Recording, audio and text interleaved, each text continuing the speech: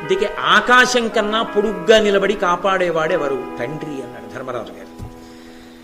చాలా బాగుందయా. గాలి కంటే వేగం ఉన్నదేది? మనస్సు. గడ్డి కంటే చాలా విరివిగా దొరికేదేది లోకంలో? చింత. అది లేనివాడు ఉంటాడు. అంటే గడ్డి కన్నా విరివిగా దొరికేది చింత. నిదిరించి కన్ను మూయనిదేది? చాప. జన్మించి చైతన్యం లేనిదేది? రుడ్డు. రూపం ఉండి హృదయం లేనిదేది?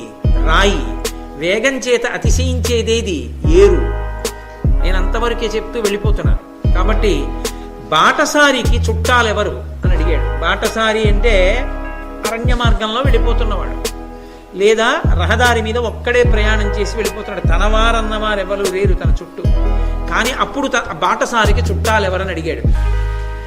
వర్తక సమూహమే. వర్తక సమూహం అంటే ఒక ఊరు నుంచి ఇంకో ఊరు వెళ్ళి వ్యాపారం చేసుకుందామని వెళ్ళే వాళ్ళు ఉంటారే, వాళ్లే చుట్టాలన్నాడు. ఎందుకని?